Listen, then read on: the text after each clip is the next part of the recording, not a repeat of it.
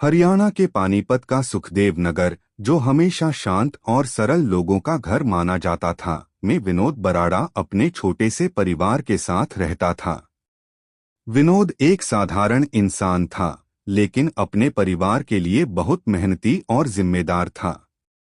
अपने परिवार की रोजमर्रा की जरूरतों को पूरा करने के लिए उसने एक कंप्यूटर इंस्टीट्यूट खोल रखा था, जहां वह युवाओं को कंप्यूटर की शिक्षा देता था। अपने कर्मों में विनोद को गहरा विश्वास था और वह हमेशा दूसरों की मदद के लिए आगे रहता था। 5 अक्टूबर 2021 की शाम का समय था।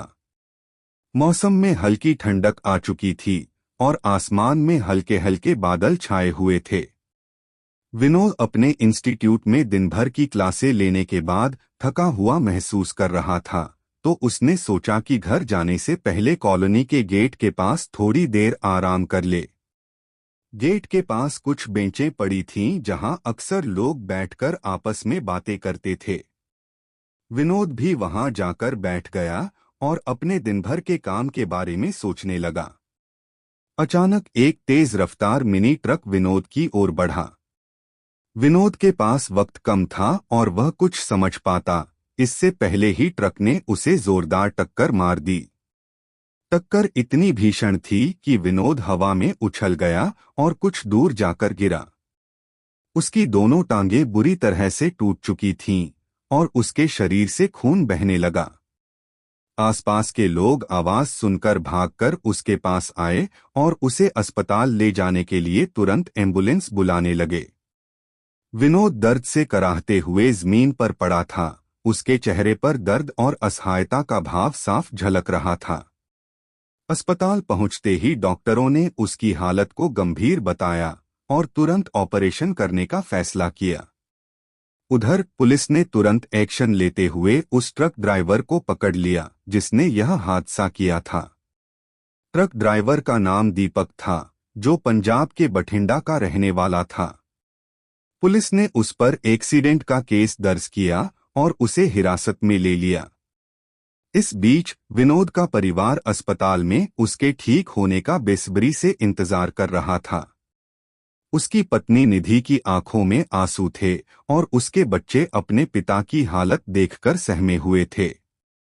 विनोद का इलाज जारी था, लेकिन हर गुजरते दिन के साथ अस्पताल का खर्चा बढ़ता जा रहा था, जिससे उसके परिवार पर आर्थिक बोझ भी बढ़ रहा था। अस्पताल में रहकर इलाज कराना उनके लिए आसान नहीं था और ऐसे में उनके लिए मुश्किलें और बढ़ गई थीं। कुछ हफ्ते बीत चुके थे। विनोद धीरे धीरे ठीक हो रहा था, लेकिन उसकी जिंदगी अब पहले जैसी नहीं थी। एक्सीडेंट की वजह से उसकी टांगों में बहुत दर्द रहता था और वो सही तरीके से चलने फिरने में असमर्थ था। एक दिन अचानक दीपक, जो ट्रक ड्राइवर था, उसके घर पर पहुंच गया। दीपक के चेहरे पर एक अपराध बोध का भाव था और वह विनोद के सामने हाथ जोड़कर खड़ा हो गया। उसने विनोद से माफी मांगते हुए कहा, भाई साहब, मुझसे गलती हो गई, लेकिन मेरी मंशा किसी को चोट पहुंचाने की नहीं थी। प्लीज मुझे माफ कर दीजिए। दीपक ने विनोद से निवेदन किया कि वो उसके खिलाफ केस वापस ले ले। उसने कहा कि वह भी अपने परिवार से दूर नहीं रहना चाहता और अगर उसे माफ कर दिया जाए तो वह अपनी गलती सुधारने की पूरी कोशिश करेगा।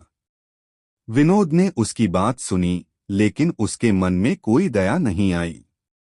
उसने सोचा कि दीपक को अपनी गलती का पूरी तरह एहसास होना चाहिए और कानून के हिसाब से सजा मिलनी चाहिए। विनोद ने दीपक के माफी के निवेदन को ठुकरा दिया और साफ कह दिया कि वो केस वापस नहीं लेगा। दीपक के चेहरे पर इस इनकार के बाद अजीब सी झुंझलाहट उभर आई।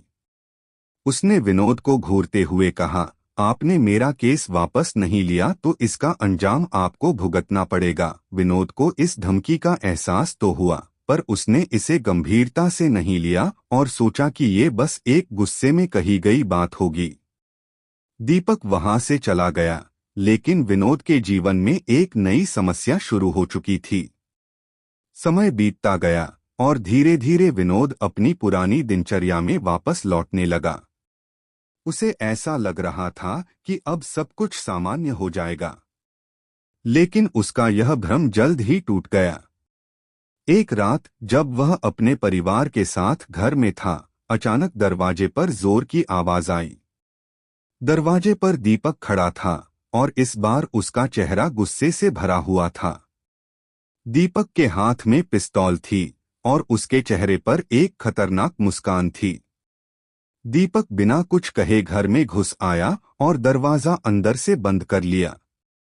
विनोद की पत्नी और बच्चे घबरा गए और चिल्लाने लगे, जिससे बाहर के लोग भी उनकी आवाज सुनकर दरवाजे पर आ गए।